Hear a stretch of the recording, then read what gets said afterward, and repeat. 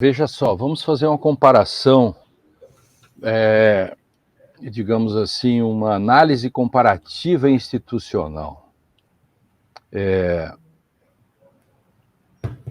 A mesma relação que os processos de 8 de janeiro têm com os militares que estão ausentes do processo, portanto, como disse o ministro Gilmar Mendes, há um grande ausente, certo? Nesse processo que é o Bolsonaro. A mesma relação de forças que se estabelece, quem olha assim dá a impressão que o establishment, que o sistema de justiça não tem força para enquadrar os generais e outros que participaram do putsch. Nessa mesma relação, você coloca proporcionalmente o sistema de justiça e o CNJ com relação à Lava Jato. Isto é, a mesma força que é necessária para o CNJ pegar Moro e companhia, processar aquilo, os dois já estão fora do cargo, mas processá-los e passar para frente isso, e os outros que participaram de tudo isso, essa é a mesma relação que existe de forças entre o sistema de justiça hoje, Supremo, etc., Procuradoria da República, e os ausentes até agora do processo do 8J, que são os militares. Isto é muito parecida esta correlação de forças, entende? E isso, esse embate é muito importante para o futuro da própria democracia, na minha leitura. O Brasil tem muitas análises ingênuas, assim, muita gente da esquerda também é ingênua, alguns assim já se apaixonam, uma espécie de síndrome de Estocolmo, assim. O Supremo está sendo muito duro com os golpistas, a pena está muito alta, etc. Não é o meu caso, nem de Fernando Fernandes e nem de muitos outros, porque nós sabemos que o crocodilo é um crocodilo. Você pode tratá-lo de forma carinhosa, botar florzinha no cabelo do crocodilo, levá-lo para passear, mas na primeira oportunidade o crocodilo comerá seu pé. Não tenha dúvida disso. O sapo e o escorpião. O escorpião pega carona. No meio, eles podem até ter um grande diálogo entre os dois. Mas o escorpião é um escorpião. Muito bom. Faz parte de sua natureza. E se você não fizer uma epistemologia do escorpianismo, digamos assim, uma nova disciplina das ciências sociais, uma epistemologia do escorpionismo, você não vai ter condições de compreender a complexidade do fenômeno. Entende? O fenômeno é muito complexo para ele ser resolvido no sim e no não. O que são garantias processuais? Não foram dadas as garantias para os golpistas? A história de que, mas alguns deles e ficaram sem defesa porque os advogados nécios foram lá brigar com o Supremo. Sim, mas acontece o seguinte, eles já foram defendidos antes, essa é só a parte final do julgamento, entendeu? E não se pode fazer uma nulidade que é provocada pelo próprio advogado. Então, vamos lá, penso que o Supremo andou bem, as penas estão bem postas, o Fernando Fernandes e eu achamos que se botasse um ano a mais e tal, não faria mal, ou seja, em termos técnicos, e com isso já se avizinha que provavelmente os mandantes e os instigadores, etc., possam chegar a uma pena de 21, 22, 23 anos. Entende? É muito importante que o Supremo siga nesse trote, seja efetivo, expedito, dê respostas rápidas. Assim como eu acho que o presidente Lula deveria nomear imediatamente. O mandato do Aras termina no dia 26, agora, é isso? No dia 26 já tem que ter um novo indicado, e na outra semana já tem que ter a sabatina no Senado. Não se pode perder 30 dias nessa discussão, porque olha, outra questão que eu vou adiantar para vocês aqui, quando a gente está falando desse processo todo, está se colocando tudo, as pessoas perguntam, mas será que o Xandão vai ter força? Calma, não coloquem tudo nas costas do Alexandre de Moraes. O Alexandre de Moraes não processa ninguém. Quem processa é o Ministério Público. Atenção, o Ministério Público é o único que pode processar alguém. Se ele decidir não processar Bolsonaro, ninguém vai processar Bolsonaro. Por isso é tão importante que essas coisas tenham respostas imediatas, rápidas, entendeu? Para as pessoas não pensarem que nós estamos muito tranquilos, navegando em águas tranquilas, enquanto já se diz por aí que Bolsonaro, se for preso, vai resistir, senadores continuam chamando o presidente da República de ladrão, as redes sociais continuam iguais. Por quê? A coisa não está definida. Calma, nós temos que saber ver os sinais, nós temos que saber bem os editoriais dos grandes jornais, lê-los nas entrelinhas, saber bem como está o clima, entendeu? Como estão as Forças Armadas, todas essas coisas. Eu quero dizer que, assim, sensacional essa fala do Lênio, precisa fazer um corte, porque aqui, Lênio, eu sei que tua vida é corrida, mas eu venho defendendo isso, essa tese que você aqui, de forma magistral, acaba de sintetizar, de que não tem como tratar como injusto uma pena para quem cometeu ato contra a democracia, né? Que poderia ter levado o país a entrar numa ditadura, num sistema, num regime militar, e que ia censurar, calar vozes, torturar, perseguir, matar.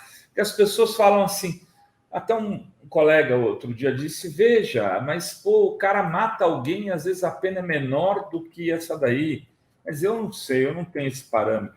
Mas não tem nada a ver isso, não tem nada a ver.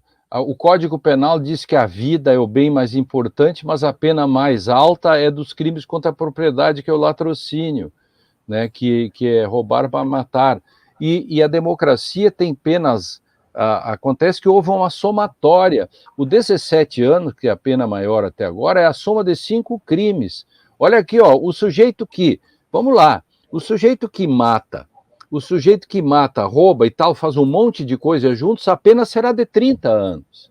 Mata, estupra. Isso, acontece que a pena que alguém está comparando é de um crime só. Foram 5 crimes. 5 crimes, 17, podia ser 18 ou 19, que nada surpreende. É tão complexo isso que os advogados, eles foram lá para fazer uma cena para buscar anulações. Não pense que os advogados não falaram entre eles ou em combinação para ir lá, porque é inacreditável que um advogado vá lá e vá xingar o juiz, vá xingar a Suprema Corte, entendeu?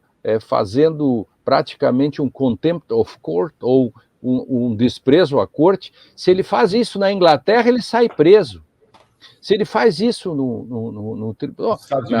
na Alemanha, ele sai preso nos Estados Unidos e prende ele na hora, se alguém faz isso com relação à Suprema Corte, entendeu? E por que não prenderam ele? Não, porque vai piorar. Eu acho que o Supremo foi prudente nisso, porque o Supremo foi extremamente prudente para que não deem aso a mais questões. Afinal, se o cara chega e diz os senhores são odiados, os mais odiados da República, se você disser alguma coisa e tal, as pessoas vão dizer, viu, o advogado tinha razão.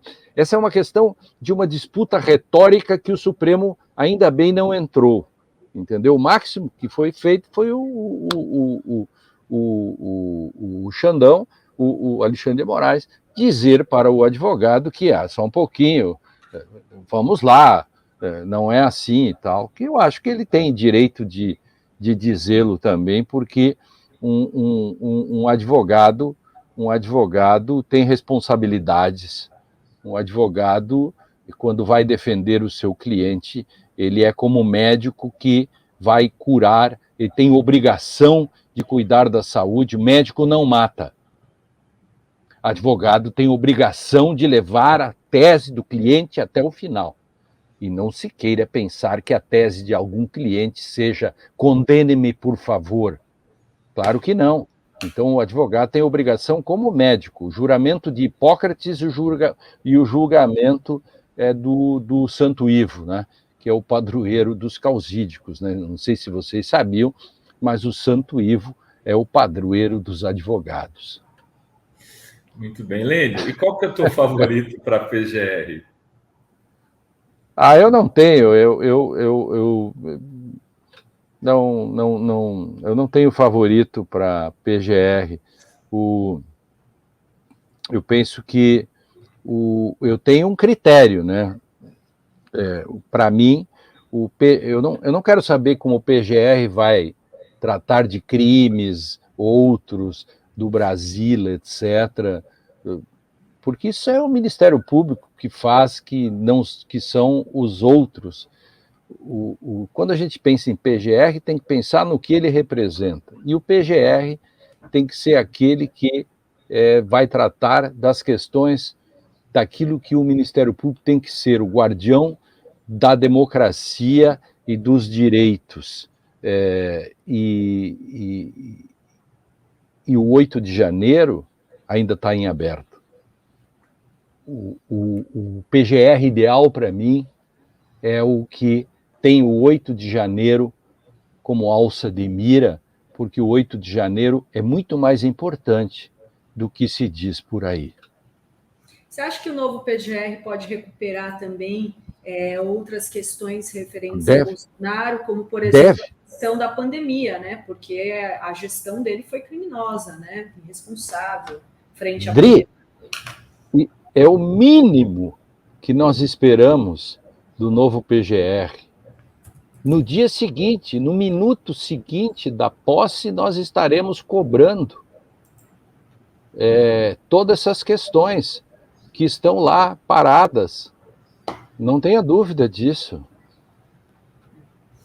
Agora, os próximos julgamentos dos réus do 8 de janeiro vão ser analisados em plenário virtual, vão ser julgados num plenário virtual, segundo aqui saiu informação agora, vão ser incluídos de 4 a 10 casos para análise no plenário virtual, onde os votos são coletados por escrito, então não há sustentação oral nem dos ministros, nem dos advogados. Isso, né, que a gente viu o que na semana passada, né, as gafes, o nível dos advogados de defesa confundindo o Pequeno Príncipe com o príncipe do Maquiavel, sendo que a fala nem era do Maquiavel, a outra advogada chorando sem fazer defesa técnica. Você acha que isso de colocar o julgamento virtual perde a força de mostrar como eles são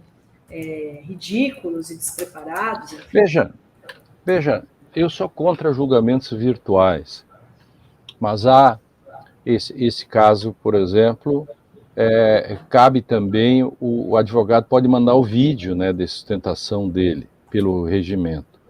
Mas, de todo modo, eu penso o seguinte, que como foram formados precedentes sobre os réus, por exemplo, todas as pessoas que fizeram a mesma coisa têm que receber a mesma pena, a não ser com dosagem pequena com relação a circunstâncias pessoais.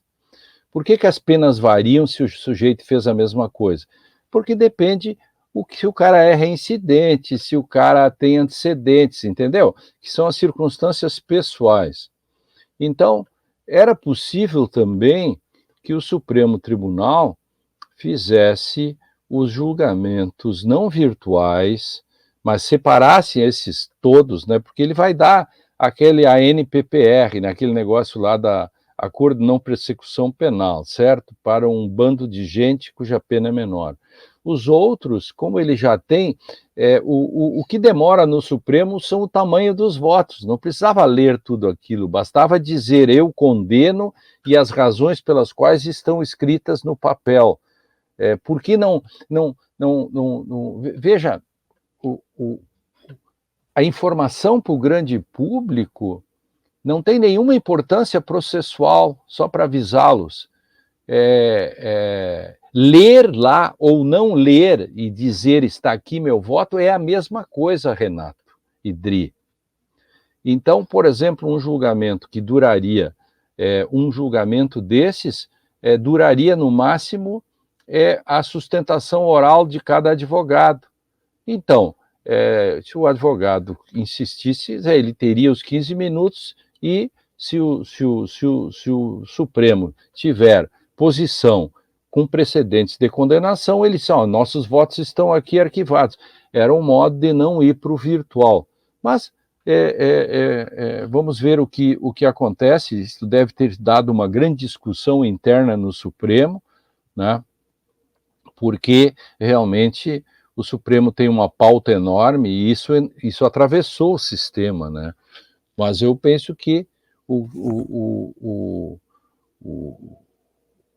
bastava o Supremo, não precisa fazer esses votos longos, um voto de 5 minutos, dando o básico, é suficiente, né? Talvez eles façam isso em alguns, ou vão todos para o virtual, e no virtual o advogado, pelo menos, possa mandar o vídeo, né, de sua sustentação oral e coloque lá. É o que eu penso. Eu não sabia bem da informação, Dri, vão me informar mais tarde, se a notícia é recente. A notícia fresquinha aqui. Não sabia. Vou examinar, vou examinar e conversar com os meus colegas e amigos. São muitos réus, né, gente? São Exato. 1000. Bom, alguma coisa tinha que ser feita, mas não sei como, né? O grande problema é o julgamento virtual, é um problema em si. Um país como o nosso acaba com um caso desses, mas tem que pensar que é um caso tão importante que colocou em xeque a vida de todos nós. Exato. Então tem que pensar também nisso, né? Por isso que o Supremo tem que se esforçar, talvez, se fizesse julgamentos segundas, terças, quartas, quintas e sextas, ajudava um pouco, né? Não quero ficar fazendo treta sobre o que os outros fazem e não fazem, né? Mas acho que sessões todos os dias davam um up nisso também, não é verdade? Porque é pedagógico, né? O que a gente tem falado aqui nesse julgamento. Né, Acho que durante 2 meses, se o Supremo fizesse segundas, terças, quartas, quintas e sextas, e nesse estilo que eu disse, com votos dizendo, olha, o meu voto é assim e está aqui, passa para o próximo julgamento, dá a palavra para o advogado defende e vai adiante. Entendeu? E ninguém reclamaria, eu acho. Mas acho que eu perderia essa discussão lá no Supremo, o Supremo deve ter decidido já. Tenho essa impressão, Lênio. Ô, Lênio, tem uma fala do Gilmar, que o Mauro Lopes separou outro dia, aqui, na hora do voto lá do caso Aécio, onde ele vai para cima. Ele fala, olha, tínhamos aqui no Brasil uma coisa absurda até chegar no 8 de janeiro. Eram fortes apaches. Isso. Você viu essa fala? Onde as pessoas, os terroristas, pegavam, faziam gato de água e gato de luz na frente dos quartéis, tratando como forte apache. Claro, mas é o que eu falei antes, onde estão os generais, aí a nossa correlação de forças... Esse fato dele apontar para cima... Você acha que pode ser algo que já está sendo conversado ali? Essa é a minha esperança, porque lembra que eu disse no início, né? O Gilmar disse o grande ausente. Quem é o grande ausente? O chefe, Bolsonaro. Apontou para cima é porque tem um chefe. Com certeza não é Deus acima de todos. Não é? Com certeza não. Olha só, tem pergunta aqui para o Lênio, o Carlos Augusto de Bones Cruz diz: a força que impede a ação contra os atores da Operação Lava Jato seria econômica? Milhões passaram do Estado para a iniciativa privada nacional e internacional. É um dos componentes, é um dos elementos. É tão complexa essa operação, é tão complexa essa análise, que há elementos, por exemplo, que a gente pode chamar assim, fator efeitos colaterais. Por exemplo, quando você atacar o cerne disso, vai sobrar para muita gente. E aí, por exemplo, alguns acordos, se forem anulados, como fica a participação dos próprios advogados? Entende? É bem complexo isso. Não sei se essa investigação ela não tem um alto limite desde o início. E tem aqui também a Paula Vasconcelos, finalmente o Apio, viva Pedro Serrano e Lênio. É, isso aí, viva. E tem também aqui o Elber Marques, bom dia, aqui de Maringá, assistindo vocês e torcendo para que o Marreco pague pelo que fez. Tem alguma notícia sobre os depoimentos do Tacla Duran e do Tony Garcia? Ninguém fala nada a respeito. Pois é, e agora, né, Tacla Duran? Não, isso volta. Essa decisão do Toffoli recoloca as coisas nos trilhos. O Tacla Duran e o Tony Garcia são peças-chaves que há 6 anos os dois já queriam falar. O Tacla Duran há 6 anos queria falar e nunca ouviam.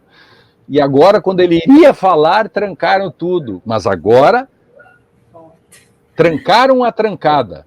E quando se tranca a trancada, é porque se liberou algo. Então, agora volta a possibilidade imediata do Tacla dizer tudo. Ele sabe muita coisa, hein?